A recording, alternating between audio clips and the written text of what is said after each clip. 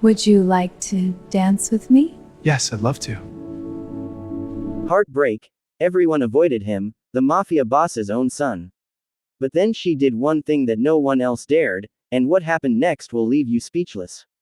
Crying black heart, who could have imagined such a simple dance could change everything? Dancer sparkles. The grand ballroom shimmered under golden chandeliers, filled with laughter, clinking glasses, and the quiet tension that followed powerful people wherever they gathered. Men in tailored suits and women in glittering gowns moved gracefully across the polished floor, their smiles polished just as carefully as their appearances. At the center of it all stood the Mafia boss, feared, respected, and untouchable, his presence alone enough to silence a room. Yet tonight, even he seemed distant, his sharp eyes not scanning for threats, but resting quietly on a boy standing near the edge of the hall. The boy, his son, stood apart from the crowd like a shadow no one wanted to acknowledge. His small hands fidgeted with the cuff of his sleeve, his gaze fixed somewhere beyond the swirling lights and moving bodies. The music, lively and vibrant, seemed to overwhelm him rather than invite him. Guests noticed him, of course, they always did, but their reactions were subtle.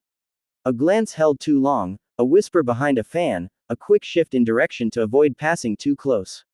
No one approached him, no one spoke to him. It was as if an invisible wall surrounded him, built from misunderstanding and quiet judgment.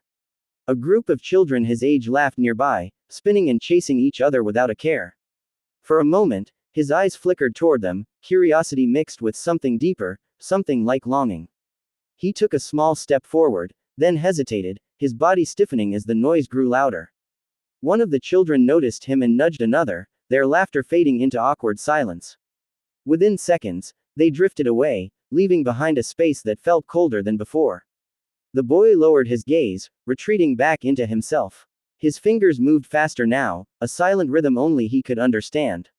The world around him continued as if nothing had happened. Music played, conversations flowed, glasses clinked, but for him, time seemed to slow, each second stretching with the weight of isolation.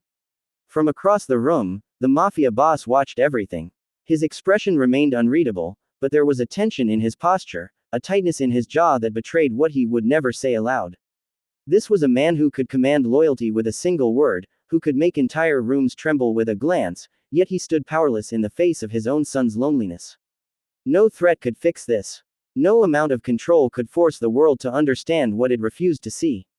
A soft melody replaced the lively music, signaling a shift as couples began to take the floor for a slower dance. The lights dimmed slightly, casting a warm, almost intimate glow across the room. People paired off effortlessly, hands finding hands, eyes meeting with practiced ease. The boy watched them, his head tilting slightly as if trying to decode something just out of reach. And still, no one came to him. Not a single person crossed that invisible boundary. Not a single voice called his name. He remained at the edge of the world, close enough to see it, but never quite part of it.